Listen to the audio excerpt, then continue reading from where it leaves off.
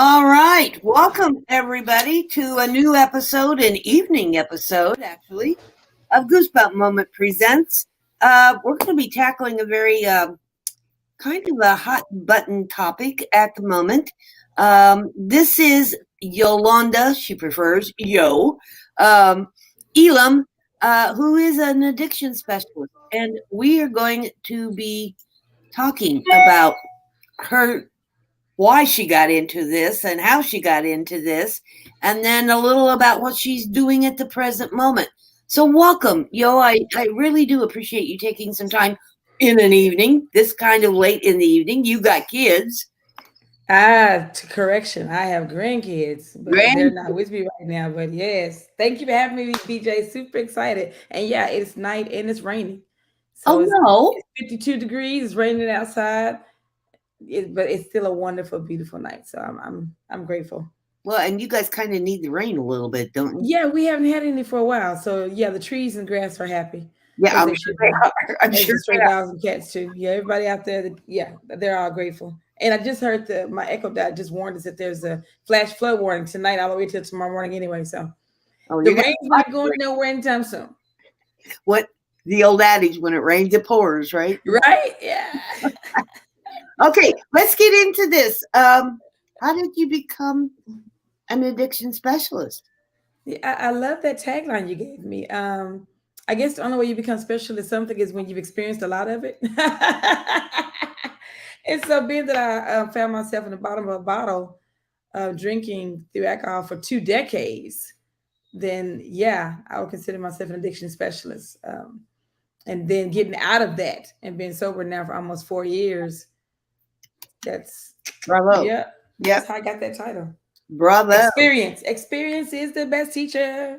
So I'm telling my age there, those who know that song. Yeah, that's exactly right, girl. I hear you on that one. Um, okay, so for 20 years you were an alcoholic.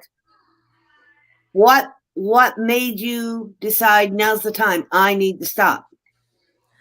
For 20 years, I drank and did not know I was an alcoholic. I didn't find out I was an alcoholic until I went to rehab, and that's when I became the it's time to stop.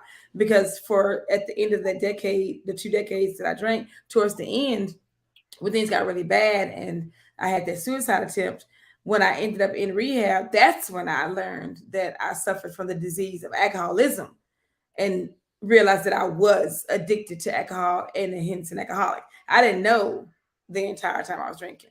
The Is that entire typical? time, Let me interrupt you. Is that yeah, typical among alcoholics that they actually don't realize that they are? I would say, yeah, very typical. Because for me at least, once you realize that it is a disease, therefore it has some sort of a remedy to it.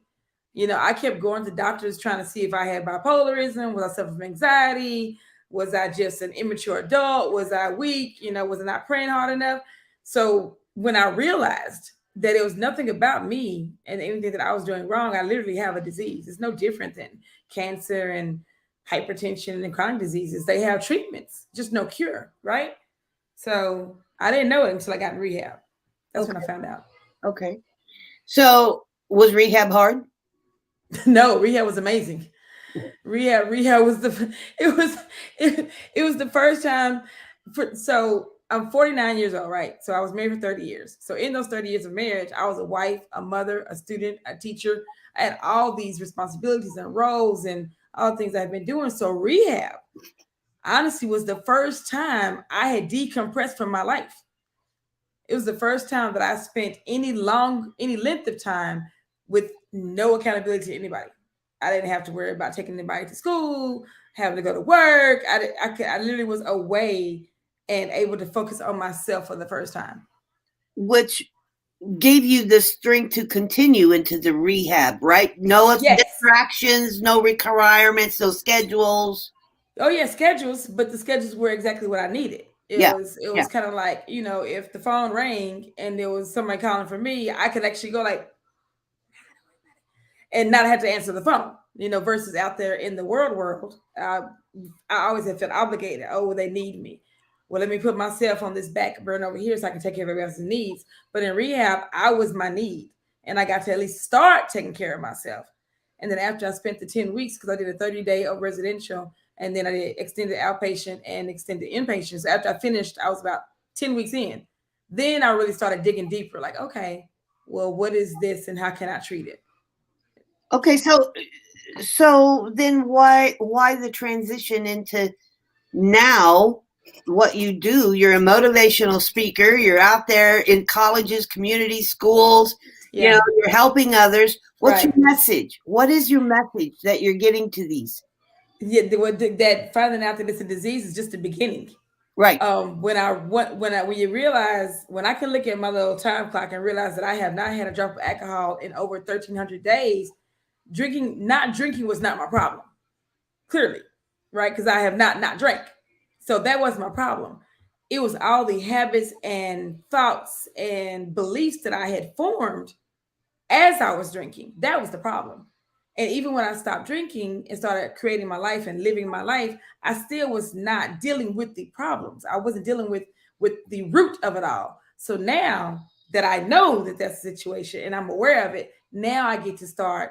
I have one way I was described as like you have this splinter in your finger, right? And it's a split, and the splinters hurt like hell. Like you, Mm-hmm. they little bitty something.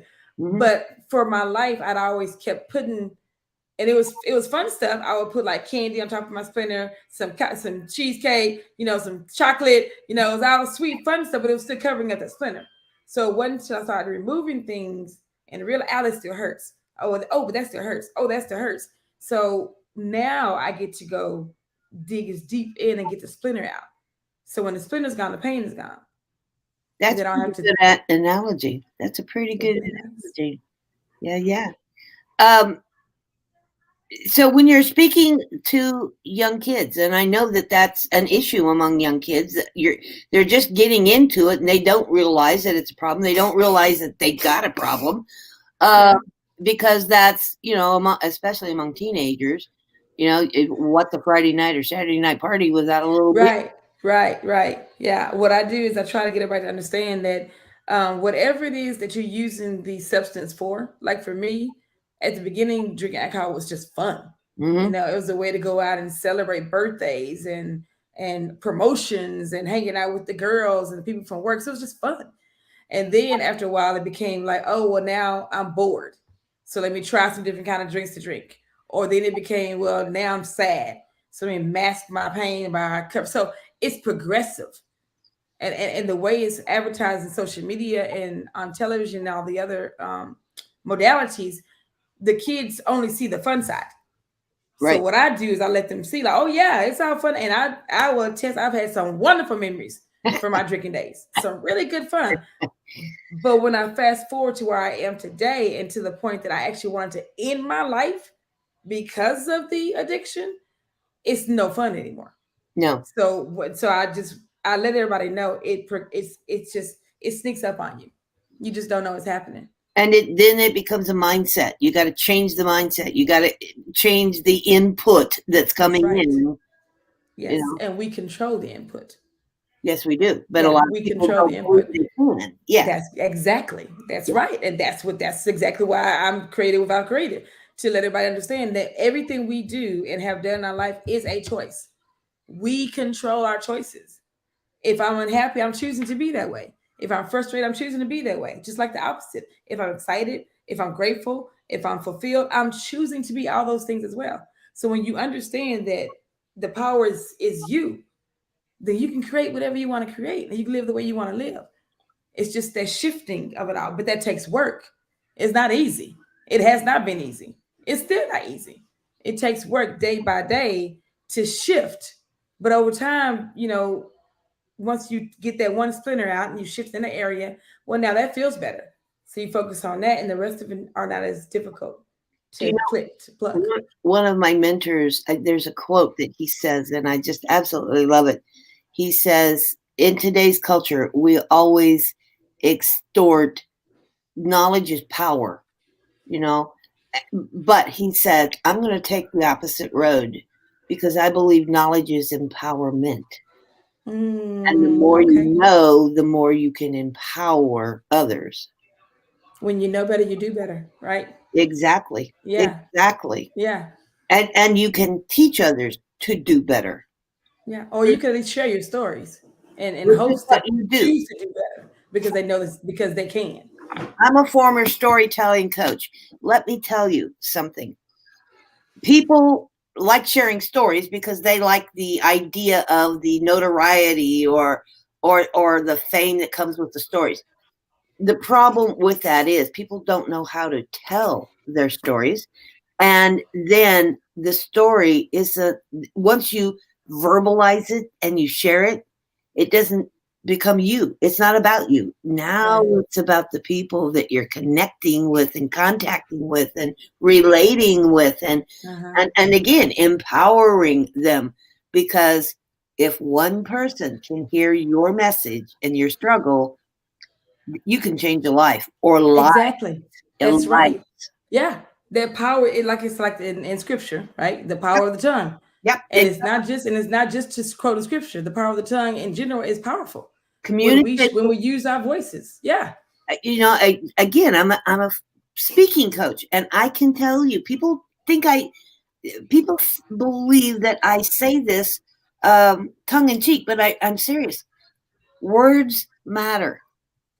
And if you train yourself and educate yourself enough to know that how you say something, and it's not just the words, it's Right. the tone, Tone, the volume, pacing, yes, all of that. Yep. it's the Yep. facial expression, it's Yes. the emotion that you emote. Mm-hmm. It is all of that that can send the most powerful message on the planet. Yep. Through communication, we can we can build towns and communities, or we can start wars. Yeah. But I'll we do one all, up for you. yeah, but we Through also honest communication. on it. That's that. Yeah. Yeah, Honest communication. Yeah. or we can also end wars. But it's Yeah. the power of the word, the power of communication that's so For important. sure. Yolanda, I'm proud of you. I'm giving you a Thank you. standing ovation, girl, because Thanks, sis. you've taken a strong negative and you've turned it into a powerful emotional subject, and things that just motivation. Yeah. You're motivating everybody. Yeah. And Yeah. do you find do you this may be a difficult question, so bear with me. Never. Do you find when you're speaking to audiences, who is the most receptive, the youth or the adults? It not really either, because it's all like the message is meant for whoever's meant to hear it. So reception is perception, right? So as far as who gives me more feedback, the children. Do they? Yeah, the kid. Yeah, I get more feedback from the kids, and I think because they're just not used to adults being as honest with them. They appreciate my And candor, they appreciate my personality, they appreciate that I'm speaking the truth, and I'll curse every now and then. And I'm not like, they like that. isn't that a sad statement that Oh the yes. are more interested in hearing than adults who may be embarrassed by where they are, may Right. know where they are, but don't want to deal with it or put Yeah. up with the hardships Yeah. that come in the rehab and afterwards. And Right. they don't believe in themselves enough as an adult, where the kids, they kind of do. They Yeah. they kind of do believe in that. Um, Yeah. Okay, so how cool is that? Seriously, I told you, Yolanda and I had a brief conversation prior, Wonderful obviously, conversation. prior to this. Hmm.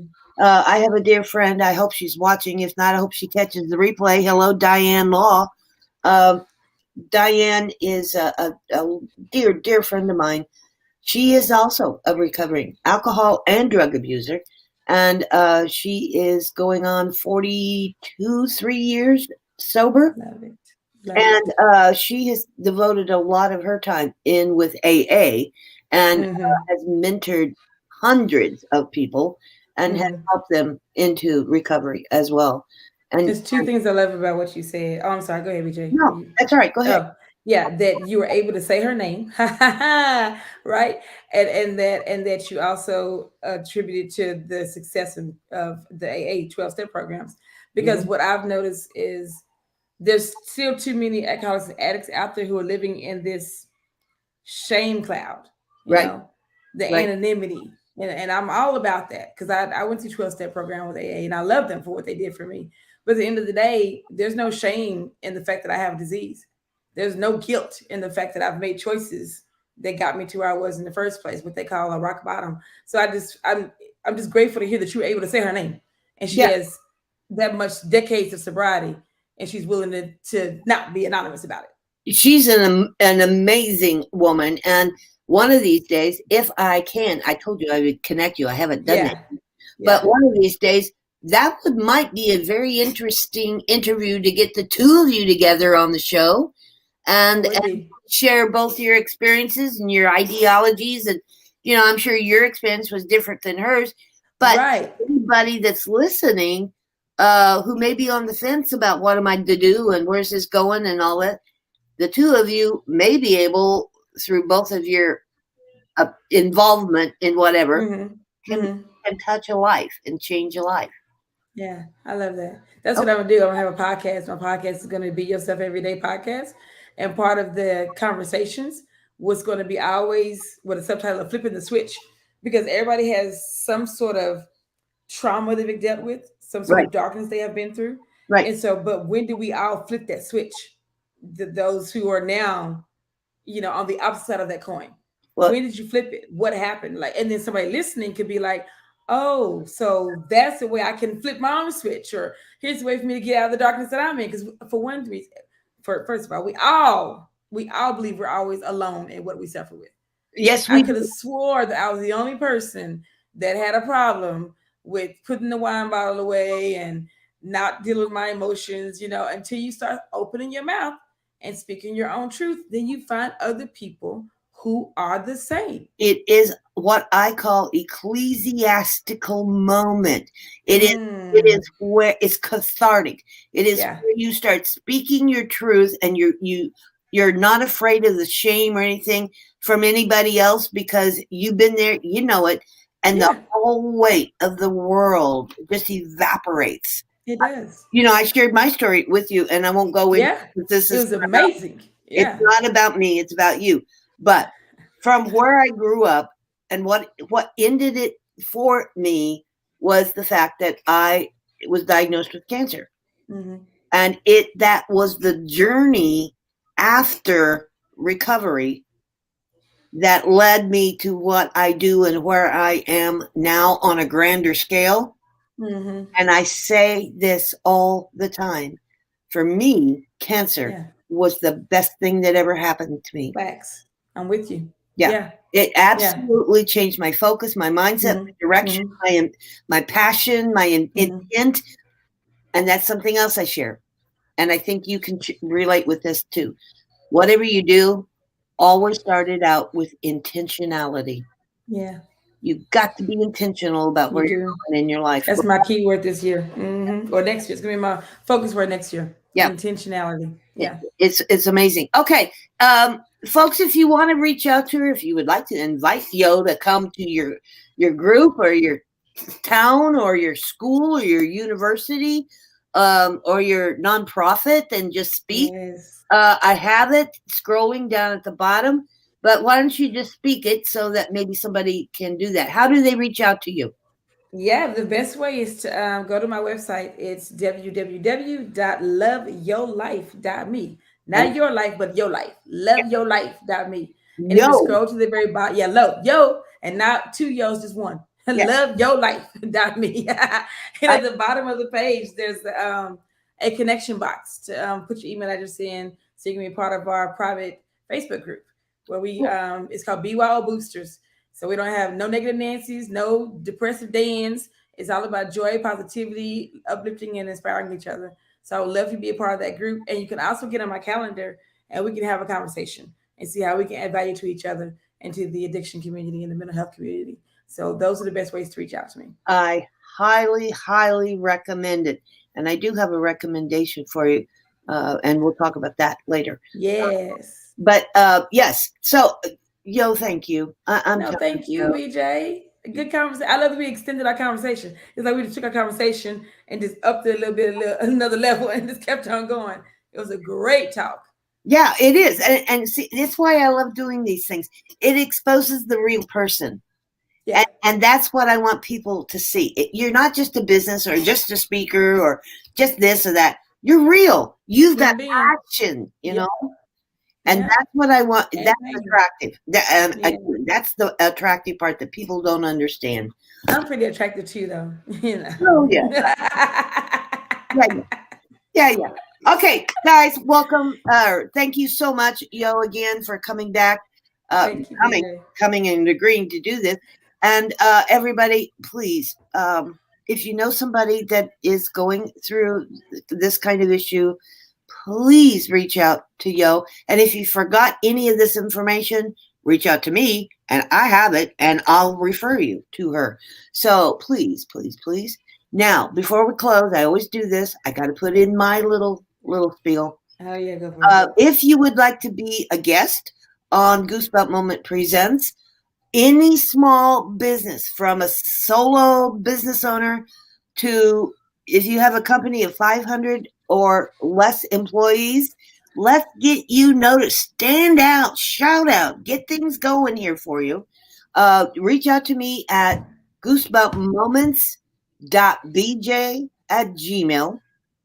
And then, if maybe you're not interested in an interview, but you would be interested in being a sponsor for one of the upcoming programs, then again, reach out to me at, well, here, let me just put this on here at the bottom and we'll do that.